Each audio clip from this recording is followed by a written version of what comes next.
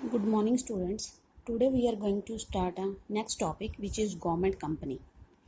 A government company is established under the Company Act 2013. ठीक है, government company ਆਪਾਂ second chapter 'ਚ ਕੀਤਾ ਹੈ ਕਿ ਕੰਪਨੀ ਕਿਵੇਂ ਐਗਜ਼ਿਸਟ ਹੁੰਦੀ ਹੈ। ਠੀਕ ਹੈ, ਸੋ ਗਵਰਨਮੈਂਟ ਕੰਪਨੀ ਵੀ ਕੀ ਹੋਏਗੀ ਕਿ ਕੰਪਨੀ ਐਕਟ 2013 ਜੋ ਇੰਡੀਆ ਦੇ ਵਿੱਚ ਐਸਟੈਬਲਿਸ਼ ਹੋਇਆ ਹੈ ਉਹਦੇ ਅਕੋਰਡਿੰਗ ਕੋਈ ਵੀ ਕੰਪਨੀ ਹੈ ਉਹ ਆਪਣੀ ਐਸਟੈਬਲਿਸ਼ ਹੋਏਗੀ ਜਾਂ ਐਗਜ਼ਿਸਟੈਂਸ ਹੋਏਗੀ ਉਹਦੀ ਇੰਡੀਆ ਦੇ ਵਿੱਚ। ਠੀਕ ਹੈ, ਇਸ ਐਕਟ ਤੋਂ ਬਿਨਾਂ ਕੀ ਹੈ ਕਿ ਕੋਈ ਵੀ ਗਵਰਨਮੈਂਟ ਕੰਪਨੀ ਨਹੀਂ ਬਣ ਸਕਦੀ। ਠੀਕ ਹੈ, ਸੋ ਇਹਦੇ ਵਿੱਚ ਕੀ ਹੋਏਗਾ, ਇਹਦੇ ਵਿੱਚ ਇੱਕ ਮੇਨ ਗਵਰਨਮੈਂਟ ਕੰਪਨੀ ਹੋਣ ਦੇ ਨਾਲ ਇੱਕ ਮੇਨ ਪੁਆਇੰਟ ਹੈ ਕਿ ਇਹਦੇ ਵਿੱਚ ਜੋ 51% ਪੇਡ ਅਪ ਕੈਪੀਟਲ ਹੁੰਦੀ ਹੈ ਉਹ ਸੈਂਟਰਲ ਗੌਰਮੈਂਟ ਦੀ ਹੁੰਦੀ ਹੈ ਜਾਂ ਸਟੇਟ ਗੌਰਮੈਂਟ ਦੀ ਹੁੰਦੀ ਹੈ ਜਾਂ ਫਿਰ ਸੈਂਟਰਲ ਔਰ ਸਟੇਟ ਗੌਰਮੈਂਟ ਦੋਨਾਂ ਦਾ ਪਰਸੈਂਟੇਜ ਹੁੰਦਾ ਹੈ। ਠੀਕ ਹੈ, ਸੋ ਇਹਦੇ ਵਿੱਚ 51% ਸ਼ੇਅਰ ਜੋ ਹੋਣਗੇ ਉਹ ਗੌਰਮੈਂਟ ਦੇ ਹੋਣਗੇ, ਸੋ ਹੀ ਤਾਂ ਹੀ ਇਹ ਗੌਰਮੈਂਟ ਕੰਪਨੀ ਹੋਏਗੀ। ਔਰ ਬਾਕੀ ਦੇ ਜੋ ਸ਼ੇਅਰਸ ਹੁੰਦੇ ਨੇ ਉਹ ਇਹਨਾਂ ਨੇ ਇਹ ਬਾਹਰੋਂ ਆਪਣੇ ਸ਼ੇਅਰਸ ਨੇ ਜੋ ਸੇਲ ਕਰਕੇ ਉਹਨਾਂ ਨੂੰ ਉੱਥੋਂ ਕੈਪੀਟਲ ਇਹ ਆਪਣੀ ਇਕੱਠੀ ਕਰਕੇ ਕੋਈ ਵੀ ਗਵਰਨਮੈਂਟ ਕੰਪਨੀ ਨੂੰ ਬਣਾ ਸਕਦੇ ਆ। ਠੀਕ ਹੈ, ਸੋ 51% ਜੋ ਸ਼ੇਅਰ ਹੁੰਦਾ ਹੈ ਉਹ ਗਵਰਨਮੈਂਟ ਦਾ ਹੀ ਹੋਣਾ ਚਾਹੀਦਾ, ਸਟੇਟ ਹੋਏ ਚਾਹੇ ਸੈਂਟਰਲ ਹੋਏ। ਸੋ ਇਹਦੇ ਵਿੱਚ ਕੁਝ ਪੁਆਇੰਟਸ ਮੈਂਸ਼ਨ ਕੀਤੇ ਹੋਏ ਹੈ ਕਿ all provision of the company act are applicable to government company. Okay, ਔਰ ਗਵਰਨਮੈਂਟ ਕੰਪਨੀ ਨੇ ਵੀ ਫਾਰਮਡ ਪ੍ਰਾਈਵੇਟ ਲਿਮਿਟਡ ਹੋ ਸਕਦੀ ਹੈ ਜਾਂ ਪਬਲਿਕ ਲਿਮਿਟਡ ਹੋ ਸਕਦੀ ਹੈ। ਸੋ ਜੋ ਵੀ ਇਹਦੇ ਵਿੱਚ ਪ੍ਰੋਵੀਜ਼ਨਸ ਹੁੰਦੇ ਨੇ, ਐਕਟ ਹੁੰਦੇ ਨੇ, ਉਹ ਗਵਰਨਮੈਂਟ ਕੰਪਨੀ ਦੇ as a government company apply ਹੋਣਗੇ। ਪ੍ਰਾਈਵੇਟ ਹੋ ਸਕਦੀ ਹੈ ਕੰਪਨੀ, ਪਬਲਿਕ ਹੋ ਸਕਦੀ ਹੈ ਕੰਪਨੀ। ਠੀਕ ਹੈ, ਔਰ ਇਹਦੇ ਵਿੱਚ ਵੀ ਅਪਾਇੰਟਮੈਂਟ ਹੁੰਦੀ ਹੈ ਵਰਕਰਸ ਦੀ, ਰਿਟਾਇਰਮੈਂਟਸ ਹੁੰਦੀ ਹੈ, ਔਰ ਜੋ ਵੀ ਇਹਨਾਂ ਨੇ ਪਰਸੋਨਲਸ ਆਪਣੇ ਅਪਾਇੰਟ ਕਰਨੇ ਹੁੰਦੇ ਨੇ ਉਹ ਐਜ਼ ਪਰ ਗਵਰਨਮੈਂਟ ਅਪਾਇੰਟ ਕੀਤੇ ਜਾਂਦੀ ਹੈ। ਔਰ ਇਹਦੇ ਵਿੱਚ ਜੋ the shares of the company are purchased in the name of the president of India. President of India ਦੇ ਨਾਂ 'ਤੇ ਜੋ ਸ਼ੇਅਰਸ ਹੈ ਉਹ ਕੰਪਨੀ ਦੇ ਅਸੀਂ ਪਰਚੇਜ਼ ਕਰ ਸਕਦੇ ਹਾਂ ਅਗਰ ਕੋਈ ਸ਼ੇਅਰ ਹੋਲਡਰ ਇਹਦੇ ਵਿੱਚ ਬਣਨਾ ਚਾਹੁੰਦਾ ਹੈ। ਸੋ ਇਹਦੇ ਵਿੱਚ ਗਵਰਨਮੈਂਟ ਕੰਪਨੀ ਜਿਹੜੀਆਂ ਹੁੰਦੀਆਂ ਨੇ, ਗਵਰਨਮੈਂਟ ਦਾ 51% ਸ਼ੇਅਰ ਹੋਣ ਕਰਕੇ ਇਹਦੇ ਵਿੱਚ ਗਵਰਨਮੈਂਟ ਜੋ ਹੋਣਗੇ ਉਹੀ share holder, main share holders, major share holders government ਦੇ ਹੀ ਹੋਣਗੇ। ਠੀਕ ਹੈ, ਔਰ ਮੈਨੇਜਮੈਂਟ ਔਰ ਕੰਟਰੋਲ ਵੀ ਸਾਰਾ ਗਵਰਨਮੈਂਟਸ ਦੇ ਅਕੋਰਡਿੰਗ ਹੀ ਚੱਲੇਗਾ। ਕਲੀਅਰ, ਕੁਝ ਗਵਰਨਮੈਂਟਸ ਕੰਪਨੀ ਦੀਆਂ ਇਹਨਾਂ ਨੇ ਐਗਜ਼ਾਮਪਲਸ ਲਈਆਂ ਹੋਈਆਂ ਨੇ, steel authority of India limited. ਠੀਕ ਹੈ, Bharat heavy electricals limited. So it's a examples of the government company which is limited. ਠੀਕ ਹੈ, ਇੱਕ ਪ੍ਰਾਈਵੇਟ ਲਿਮਿਟਡ ਹੁੰਦੀ ਹੈ, ਇੱਕ ਪਬਲਿਕ ਲਿਮਿਟਡ ਹੁੰਦੀ ਹੈ। ਪ੍ਰਾਈਵੇਟ ਦੇ ਵਿੱਚ ਕੁਝ ਪ੍ਰਾਈਵੇਟਸ ਜੋ ਅਥਾਰਟੀ ਹੁੰਦੀ ਹੈ ਪ੍ਰਾਈਵੇਟ ਪੀਪਲ ਦੇ ਹੱਥ 'ਚ ਹੁੰਦੀ ਹੈ, ਔਰ ਪਬਲਿਕ ਦੇ ਵਿੱਚ ਗਵਰਨਮੈਂਟ ਦੀ ਅਥਾਰਟੀ ਹੁੰਦੀ ਹੈ ਸਾਰੀ। Clear, next is features of government company incorporations. So company act 2030 ਦੇ ਅਕੋਰਡਿੰਗ ਇਹਨੇ ਰਜਿਸਟਰਡ ਹੋਣਾ ਹੁੰਦਾ, ਸੈਪਰੇਟ ਲੀਗਲ ਐਂਟਿਟੀ ਹੁੰਦੀ ਹੈ। ਇੱਕ ਗਵਰਨਮੈਂਟ ਦੀ ਸਾਨੂੰ ਸਪੈਸ਼ਲ ਪਤਾ ਚੱਲਦਾ ਹੈ ਕਿ ਗਵਰਨਮੈਂਟ ਦੀ ਕੰਪਨੀ ਹੈ। ਠੀਕ ਹੈ, ਔਰ ਗਵਰਨਮੈਂਟ ਕੰਟਰੈਕਟ ਔਰ ਲਾਅ ਦੇ ਅਕੋਰਡਿੰਗ ਜੋ ਹੈ ਗਵਰਨਮੈਂਟ ਦੇ ਅਕੋਰਡਿੰਗ ਹੀ ਇਹ ਐਗਜ਼ਿਸਟੈਂਸ ਚਾਹੁੰਦੀ ਹੈ। ਮੈਨੇਜਮੈਂਟ, ਸਾਰਾ ਜੋ ਮੈਨੇਜਮੈਂਟ ਹੁੰਦਾ ਹੈ, ਕੰਟਰੋਲ ਹੁੰਦਾ ਹੈ, ਉਹ ਗਵਰਨਮੈਂਟ ਦੇ ਹੀ ਹੱਥਾਂ 'ਚ ਹੁੰਦਾ ਹੈ। ਠੀਕ ਹੈ, ਬੋਰਡ ਆਫ ਡਾਇਰੈਕਟਰਸ ਜੋ ਬਣਾਏ ਜਾਂਦੇ ਆ ਉਹ ਵੀ ਗਵਰਨਮੈਂਟ ਦੇ ਹੀ ਬਣਾਏ ਜਾਂਦੇ ਹੈ। ਸੋ ਸਾਰਾ ਮੈਨੇਜਮੈਂਟ ਉਹਨਾਂ ਦੇ ਥਰੂ ਹੀ ਕੀਤਾ ਜਾਂਦਾ ਹੈ। Government by provision of memorandum article of associations, ਜੋ ਵੀ ਇਹਦੇ ਵਿੱਚ ਮੈਮੋਰੈਂਡਮ ਜਾਂ article of associations government company act 2030 ਦੇ ਅਕੋਰਡਿੰਗ ਬਣਦਾ ਉਹ ਸਾਰਾ ਗਵਰਨਮੈਂਟ ਦੇ ਥਰੂ ਹੀ ਸਾਰੇ ਪ੍ਰੋਵੀਜ਼ਨਸ ਪੂਰੇ ਕੀਤੇ ਜਾਂਦੇ ਆ। ਸਾਰੇ ਡਾਕੂਮੈਂਟਸ ਅਗਰ ਕੰਪਨੀ ਬਣਾਈ ਜਾਂਦੀ ਹੈ ਗਵਰਨਮੈਂਟ ਦੇ ਥਰੂ ਹੀ ਪੂਰੇ ਕੀਤੇ ਜਾਂਦੇ ਆ। Accounting and audit procedure, so government the control ਹੁੰਦਾ ਹੈ, ਉਹਨਾਂ ਦੇ ਨਾਲ ਹੀ ਉਹ ਇਹਦੀ ਅਕਾਊਂਟਿੰਗ ਤੇ ਆਡਿਟ ਪ੍ਰੋਸੀਜਰਸ ਕਰਦੇ ਆ। ਫਾਈਨਾਂਸ ਐਟ 51% ਜੋ ਫਾਈਨਾਂਸ ਹੈ ਸੈਂਟਰਲ ਸਟੇਟ ਜਾਂ ਦੋਨੋਂ ਦਾ ਆਪਸ ਦੇ ਵਿੱਚ ਮਿਲ ਕੇ ਜਿਹੜਾ ਹੈ ਫਾਈਨਾਂਸ ਹੈ ਕੰਪਨੀ ਨੂੰ ਪ੍ਰੋਵਾਈਡ ਕਰਵਾਇਆ ਜਾਂਦਾ ਹੈ। ਕਲੀਅਰ, ਕੁਛ ਮੈਰਿਟਸ ਦੱਸੇ ਗਏ ਹੈ ਕਿ ਈਜ਼ੀ ਫਾਰਮੇਸ਼ਨਸ ਹੈ, ਇਹ ਕੰਪਨੀ ਗਵਰਨਮੈਂਟ ਨੇ ਬਣਾਉਣੀ ਹੁੰਦੀ ਹੈ, ਸੋ ਇਹਦੇ ਵਿੱਚ ਈਜ਼ੀਲੀ ਇਹ ਜਿਹੜੀ ਹੈ ਕੰਪਨੀ ਐਕਟ ਦੇ ਥਰੂ ਬਣ ਜਾਂਦੀ ਹੈ। ਆਪਰੇਸ਼ਨਲ ਆਟੋਨਮੀ, ਸੋ ਇਹਦੇ ਵਿੱਚ ਸਾਰੇ ਆਪਰੇਸ਼ਨਲ ਜੋ ਆਟੋਨਮੀ ਐਕਟੀਵਿਟੀਜ਼ ਹੁੰਦੀਆਂ ਨੇ ਉਹ ਸਾਰੀਆਂ ਗਵਰਨਮੈਂਟ ਕਰਦੀ ਹੈ। ਠੀਕ ਹੈ,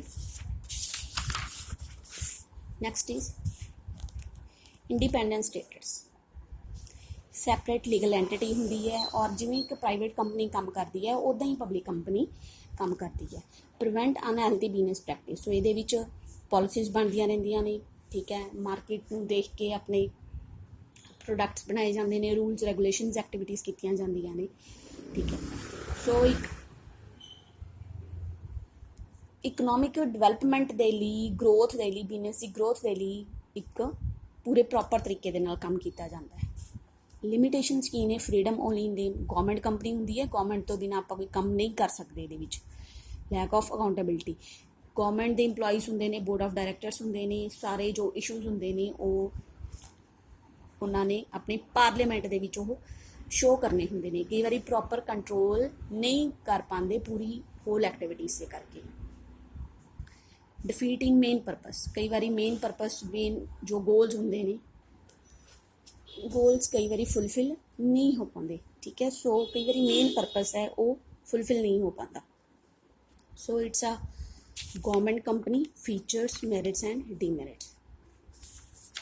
Now you will do the comparison yourself.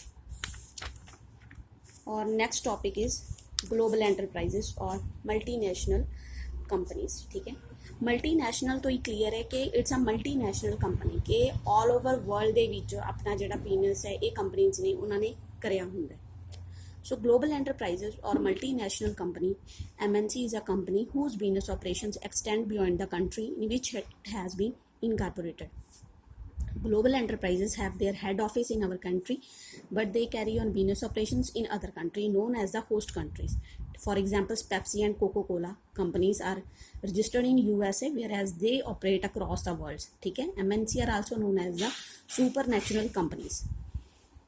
ਸੋ ਇਹ ਕੰਪਨੀਜ਼ ਕੀ ਹੁੰਦੀਆਂ ਨੇ? ਇਹ ਨਹੀਂ ਹੈ ਕਿ ਸਿਰਫ ਇੱਕ ਕੰਟਰੀ ਦੇ ਵਿੱਚ ਹੀ ਇਹਨਾਂ ਦਾ ਬਿਜ਼ਨਸ ਐਸਟੈਬਲਿਸ਼ ਹੋਇਆ ਹੁੰਦਾ।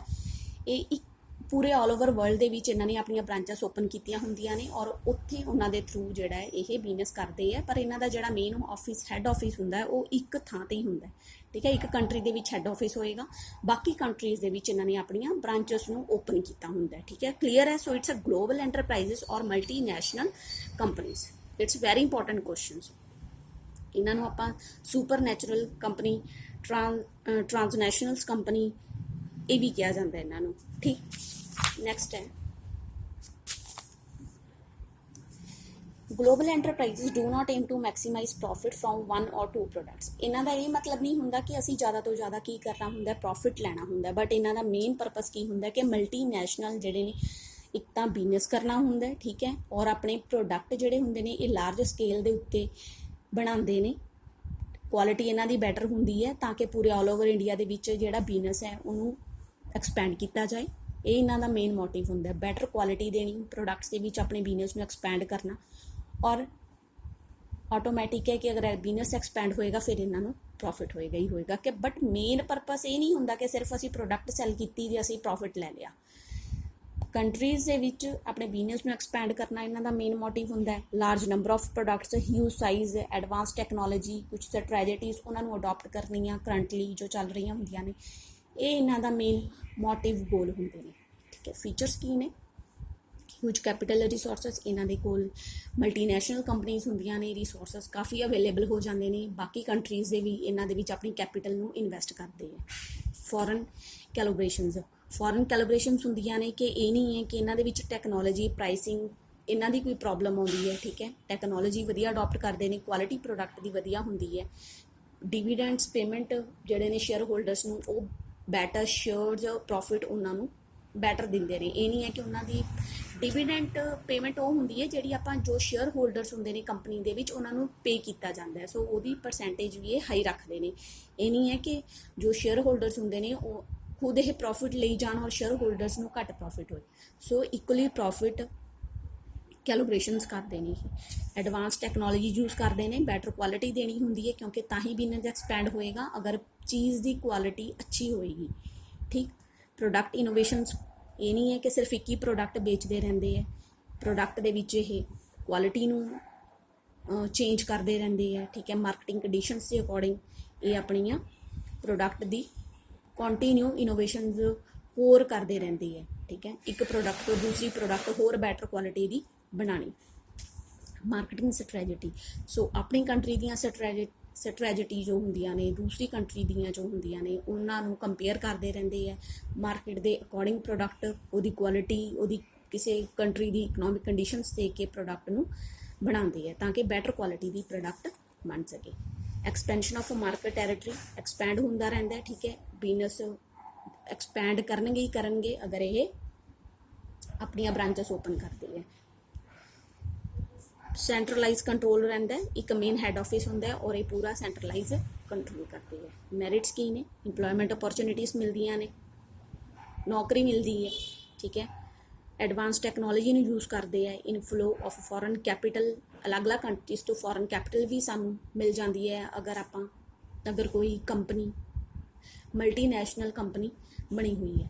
ਇੰਪਰੂਵ ਸਟੈਂਡਰਡ ਆਫ ਲਿਵਿੰਗ ਹੁੰਦਾ ਲੋਕਾਂ ਦਾ, ਗਰੋਥ ਆਫ ਡੋਮੈਸਟਿਕ ਫਰਮਸ, ਉਹਨਾਂ ਦੀ ਵੀ ਗਰੋਥ ਹੁੰਦੀ ਹੈ, ਠੀਕ ਹੈ ਨਾ। ਹੋਰ ਕੰਟਰੀ ਦੇ ਵਿੱਚ ਜੋ ਕੰਪਨੀਜ਼ ਓਪਨ ਹੋਈਆਂ ਹੁੰਦੀਆਂ ਨੇ, ਫਰਮਸ ਹੁੰਦੀਆਂ ਨੇ, ਫੈਕਟਰੀਜ਼ ਹੁੰਦੀਆਂ ਨੇ, ਉਹਨਾਂ ਦੇ ਵਿੱਚ ਵੀ ਕੁਝ ਉਹ ਵਾਲੇ ਪਾਰਟਸ ਨੇ ਜਿਹੜੇ ਉਹ ਪ੍ਰਪੇਅਰ ਕੀਤੇ ਜਾਂਦੇ ਆ। ਹੈਲਥੀ ਕੰਪੀਟੀਸ਼ਨਸ ਹੁੰਦਾ, MNC ਦੇ ਵਿੱਚ ਆਪਸ ਦੇ ਵਿੱਚ ਕੰਪੀਟੀਸ਼ਨਸ ਹੋਣ ਲੱਗ ਜਾਂਦਾ, ਫਿਰ ਬੈਟਰ ਕੁਆਲਿਟੀ ਪ੍ਰੋਡਕਟਸ ਨੂੰ ਬਣਾਉਂਦੇ ਆ। ਉਹ world economy all over world ਦੇ ਵਿੱਚ ਆਪਣਾ ਬਿਜ਼ਨਸ ਨੂੰ ਸਟਾਰਟ ਕੀਤਾ ਹੁੰਦਾ ਇਹਨਾਂ ਨੇ। ਕੁਝ ਡੀਮੈਰਿਟਸ ਵੀ ਨੇ, regard of the national priorities, ठीक है। MNC invest their capital on the profitable project without any regard to national priority of the host country, ठीक है। ਜਿਹੜੀਆਂ ਕੰਟਰੀ ਰਿਚ ਹੁੰਦੀਆਂ ਨੇ, ਜਿਨ੍ਹਾਂ ਵਿੱਚ ਪਤਾ ਹੈ ਉਹਨਾਂ ਨੂੰ ਕਿ ਇੱਥੇ ਸਾਨੂੰ ਕੁਝ ਪ੍ਰੋਫਿਟ ਹੋ ਸਕਦਾ ਹੈ, ਸਾਡਾ ਬਿਜ਼ਨਸ ਸਟਾਰਟ ਹੋ ਸਕਦਾ ਹੈ, ਉੱਥੇ ਹੀ ਆਪਣਾ ਪੈਸਾ ਇਨਵੈਸਟ ਕਰਦੀਆਂ ਨੇ ਉਹ। ਕ੍ਰੀਏਸ਼ਨ ਆਫ ਮੋਨੋਪਲੀ, ਇੱਕ ਪ੍ਰਾਈਜ਼ ਹੁੰਦਾ, ਇੱਕ ਓਨਰ ਹੁੰਦਾ, ਇੱਕ ਮੇਨ ਹੈੱਡ ਆਫਿਸ ਹੁੰਦਾ। ਸੋ ਉੱਥੇ ਮੋਨੋਪਲੀ ਦੀ ਕਈ ਵਾਰੀ ਪ੍ਰੋਬਲਮ ਆ ਜਾਂਦੀ ਹੈ। ਮੋਨੋਪਲੀ ਹੁੰਦੀ ਹੈ ਕਿ ਸਿਰਫ ਇੱਕ ਹੀ ਜੋ ਹੈੱਡ ਆਫਿਸ ਦੇ ਥਰੂ ਇੱਕ ਹੀ ਬੰਦਾ ਓਨਰ ਹੁੰਦਾ ਅਤੇ ਉਹੀ ਪ੍ਰਾਈਜ਼ ਫਿਕਸ ਕਰੇਗਾ।